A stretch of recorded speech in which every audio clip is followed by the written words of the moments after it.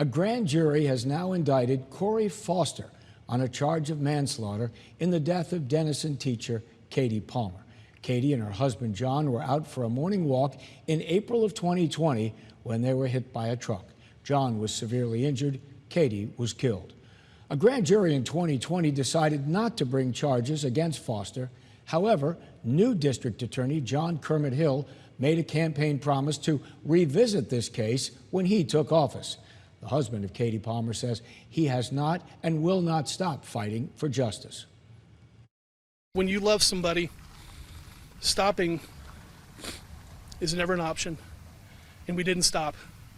And we'll always love you, Katie Palmer, and we'll keep fighting for you from now until forever.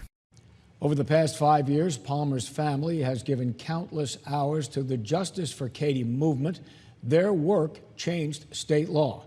KXII 12's Austin Hedgcoth joins us in the studio tonight, taking us from April of 2020 to the present. Austin?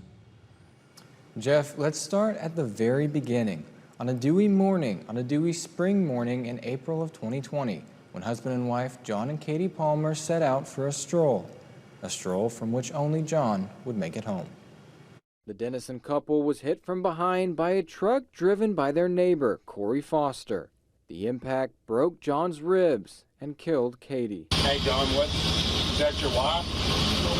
What's her name? Reviewing the body cam footage from that day, you can hear officers talking about the strong smell of alcohol on Foster's breath. I'm smelling it pretty strong coming from your breath. He did take a field sobriety test, and 50 minutes after the accident, he blew a .06 blood alcohol level, which is below the legal limit.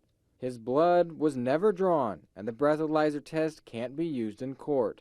Foster blamed the crash on the morning sun. I just couldn't see because the glare was so bad. Yeah. Which I shouldn't have driven. In the months that followed, a Grayson County Grand Jury declined to indict Foster on charges of manslaughter or criminally negligent homicide, at the same time as John Palmer filed a wrongful death suit in civil court.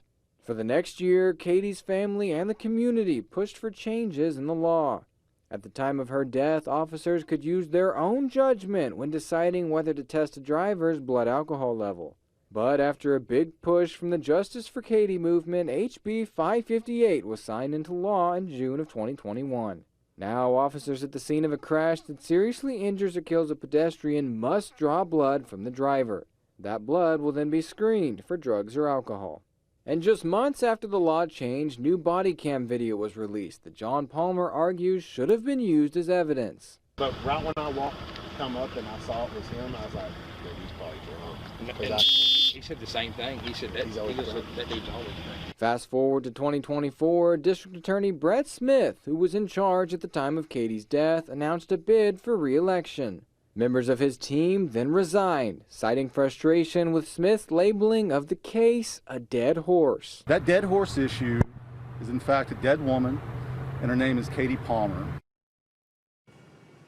In that election, John Kermit Hill would go on to beat Smith and become the new district attorney, running on a platform promising to revisit the case.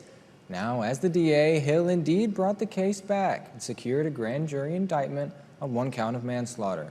Hill adds that an indictment should not be considered evidence of guilt and that all charged with the crime are presumed innocent until proven guilty. We'll continue to follow this case as it moves through the court. Jeff?